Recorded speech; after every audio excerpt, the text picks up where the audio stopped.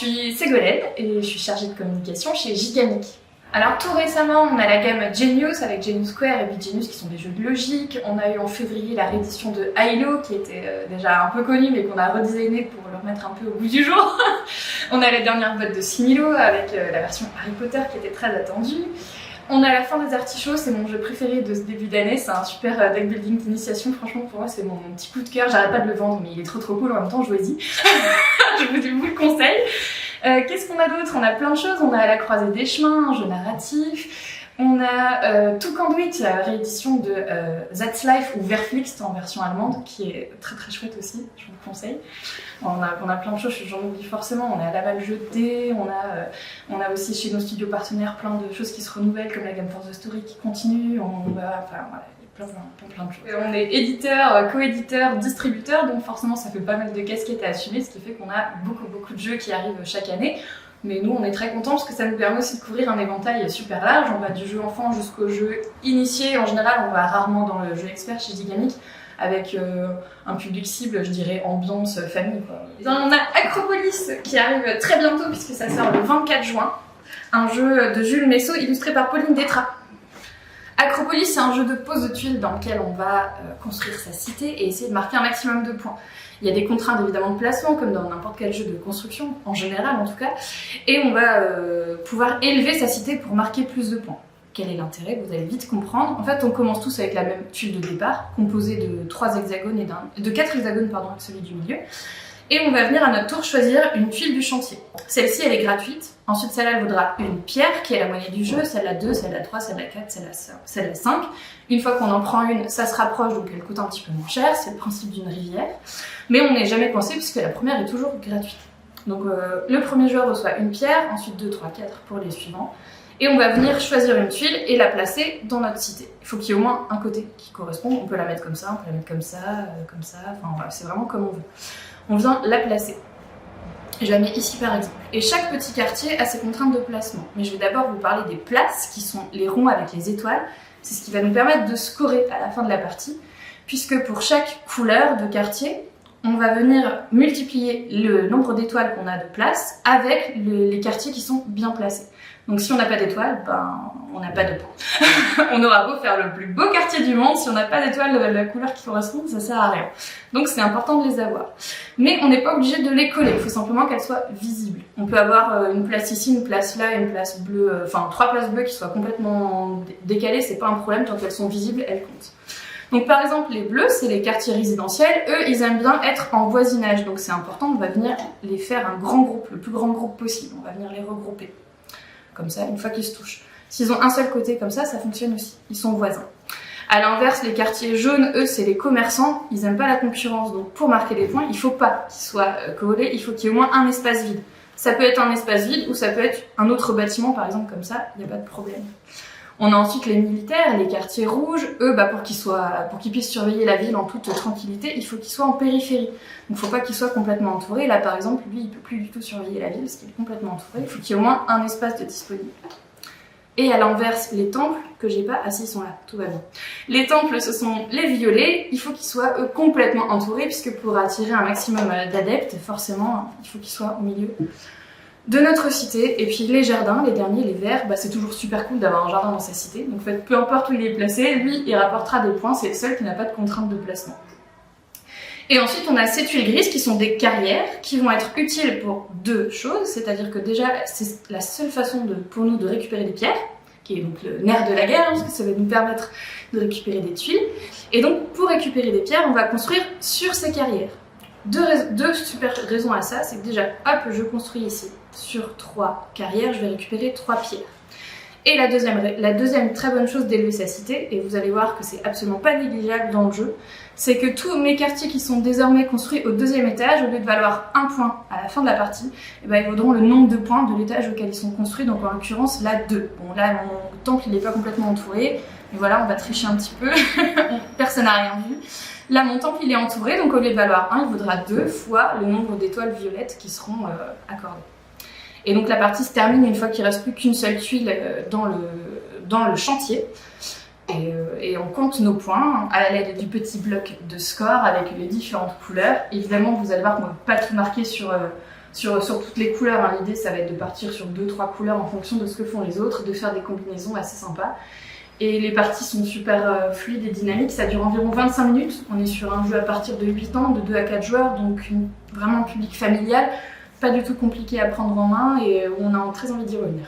Dans mes cartons, alors là, c'est quand même un ovni un petit peu pour nous, mais on est super content de le faire, c'est Critical qui arrive au mois de septembre, le 6 ou le 9, je ne sais plus, enfin début septembre, bientôt.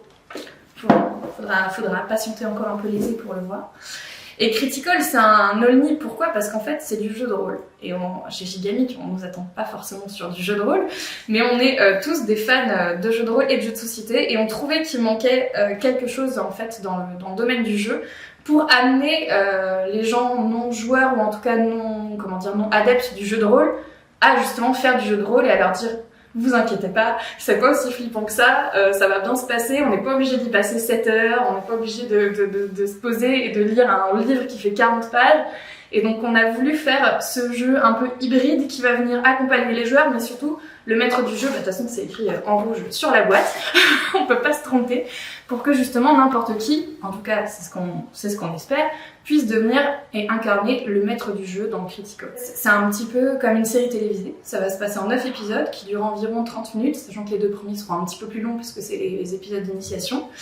Et on peut donc jouer un seul épisode, ou on peut faire un peu comme sur Netflix, on peut binge-watch, donc binge-play la boîte de Critical, et se faire toute la campagne, et à ce moment-là on en aura pour environ 7 heures de jeu, 7-8 heures de jeu, je pense. Et on a un système de sauvegarde pour pouvoir y revenir, on a des personnages qui existent, mais je vais vous ouvrir la boîte tout à l'heure pour vous montrer, mais on a des personnages qui sont déjà préconstruits, où on aura juste à choisir leur carrière entre 2 cartes. On va avoir des équipements qui sont associés, on va avoir des cartes illustrations pour vraiment immerger les gens au maximum. Et on a un très très bel écran de MJ. Enfin, si je parle d'hybride, c'est parce qu'il y a quand même vraiment plus de matériel que dans un jeu de rôle, évidemment.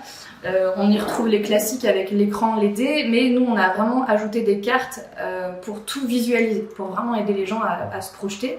Donc on a des cartes état, on a des cartes blessures, on a des cartes objets, donc équipement. Là par exemple c'est un équipement pour un personnage, on a des armes aussi.